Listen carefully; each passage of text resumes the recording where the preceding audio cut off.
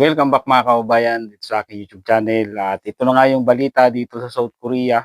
Marami nang naglabasang balita dito. Nakalagay dito, manufacturing 50,000, agriculture and livestock 10,000, construction 2,000, fisheries 7,000, service industry 1,000, flexible allocation 10,000. Di ko alam kung ano yung flexible allocation yan. At kung pagbabasihan natin yung quota ngayong taon, siyempre matatapos na yung taon, December na ngayon, next month next month, January na, 2026. Nagawan ko nga din ito ng video dati. Ang nakita ko noon ay 150,000 ang kailangan nila. Pero sa nakita ko ay hindi naman talaga nasunod yung 150,000 na sinasabi nila. Nasa mahigit 90,000 yung 90,000 lang yung napapasok ngayong taon. At ang nakita ko rin, yung EPS factory worker ng mga Pinoy na nanggaling sa Pilipinas, sa loob ng isang taon ngayong 2025 ay nasa 3,000 lang yung nakapasok sa training center. Nakalagay dito yung kauna-unahan na manufacturing 50,000. Alam nyo naman talaga sa Pilipinas talaga ay maraming kinukuha na Pinoy na EPS aspirants na inilalagay sa manufacturing kasi manufacturing naman talaga tayo. Pero hindi lang sa atin ito kukuhanin itong 50,000 sa manufacturing. Paghahatian pa yan ng 17 na bansa. At nandito yung construction, fisheries, service industry ay may nakukuha din sa atin. Sa construction, parang bihira lang talaga yung nakukuha sa atin, saka sa fisheries. Sa agriculture, may nakukuha din pero mangilan-ngilan lang. Pa yung isang nabasa ko, for instance, the worker quota for the non-professional employment visa E9 was set as 80,000, ayun nga, yung nabanggit ko kanina. But for the seasonal labor visa, yung seasonal worker E8, E8 visa was raised to 109,000 given labor shortage in rural fishing communities. Ayun na, mas lumakas pa yung seasonal worker. Nakita ko rin naman talaga yan, talagang marami talagang nakakapasok na seasonal worker na nanggagaling sa Pilipinas din. At itong ano na to, itong 109,000 ay siyempre hahati-hatiin din yan sa 70 na bansa. Kasi parang ano rin yan parang sa factory worker din yan paghahati-hatian talaga yan. Ayun, at mas lumakas pa yung seasonal worker kaysa doon sa mga inilalagay sa manufacturing.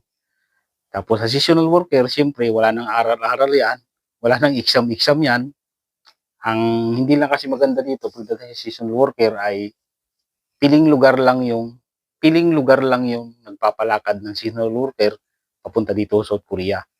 Sa minsan sa mga LGU sa Pilipinas meron akong nakitang mga bali-balita na parang palakasan lang daw. Ewan, hindi tayo sigurado diyan.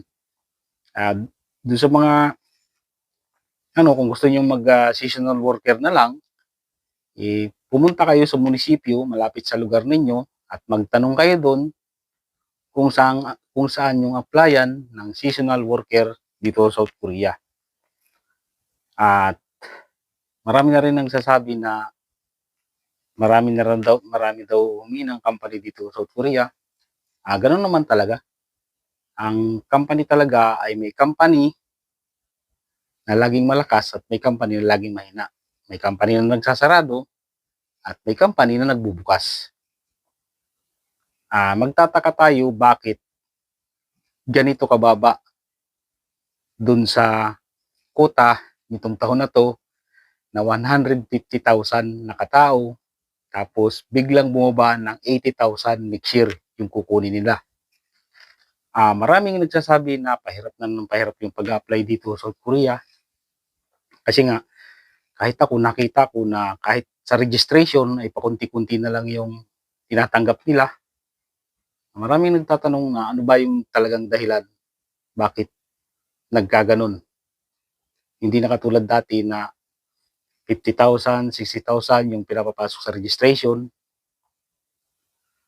Ang nakita ko dito na isang dahilan, ay ano nito, para sa akin lang naman 'to, opinion ko 'to, kasi yung isang dahilan ay yung mga EPS, factory worker dito, yung tinatawag na E7 Dashboard Visa, dati ay pahirapan talaga makakuha niyan kasi yung sa mga hindi pa nakakaalam, yung E7 Dashboard Visa, halimbawa E9 visa ako ngayon, tapos kung gusto kong magpalit ng E7 Dashboard Visa, kapag nakakuha ako ng E7 Dashboard Visa, ay nasa sa akin na yun kung kailan ako uuwi. Dire-diretso ang magtrabaho ng mga kabayan. Nasa sa tao na yun kung gusto na niyang umuwi, kung ayaw pa niya, dire-diretso lang ang trabaho. Tapos ang visa noon, every 2 years, ay i-renew lang ng renew. Hanggang sa magsawa ka. Hindi katulad ng E9 visa, na 2 kontrata lang na 4 years and 10 months. Bali, 9 years and 8 months. Napansin ko talaga na yung mga batch ko, yung kasamahan ko sa school na nag-aaral ng Korean language, na mga nakarating dito sa South Korea, yung iba nauna sa akin, karamihan talaga sa kanila ay nakakuha na ng E7 Dashboard Visa. Yun yung nakikita kong dahilan kaya kumukunti talaga yung na-hire, kasi paano pa naman mag-hire yung isang company kapag may E7 Dashboard Visa na siya ng mga worker, siyempre hindi na siya mag-hire, hindi na siya kukuha ng bago. Ayun, siyempre ang mangyayari ay yung dami ng papasok dito sa South Korea, hindi naman yun ay lahat ay nakakauwi ng Pilipinas pagkatapos ng kontrata, kasi nga yung iba ay nagpapalit na ng visa. Yun, kaya nababawasan talaga yung bilang ng kukuhanin sa Pilipinas dahil sa pagpapalit ng visa. Tapos doon pa sa iba na ayaw namang kumuha ng E7 Dashboard Visa, yung ginagawa, nagti-TNT, siyempre hindi na uuwi. Paano mabibigyan ng maraming slot yung mga naghihintay ng employer at mga nag-aaral pa lang ng Korean language kung ang mga nandito sa South Korea ay halos ayaw ng mga umuwi? Hindi talaga yan magkakaroon ng maraming slot kasi kukunti na lang talaga yung umuwi sa Pilipinas for good. Kasi yung E7 Dashboard Visa na yan, ngayon, dati, napakahirap kumuha niyan. Ngayon, pinadali nila yung requirements para sa E7 Dashboard Visa. At ano na nga ba ang gagawin? Kasi napansin ko rin naman na talagang nagbago na yung pag-apply dito sa South Korea. Hindi na katulad ng dati na kapag pumasa ka sa EPS topic exam ay nasa 99% na makakarating ka dito sa South Korea sa mga lalaki. Sa mga babae, pahirapan talaga. Ito na lang, sa mga nag-aaral ng Korean language at sa mga naghihintay ng employer, alam nyo naman talaga ang pag-apply dito sa South Korea ay sugal.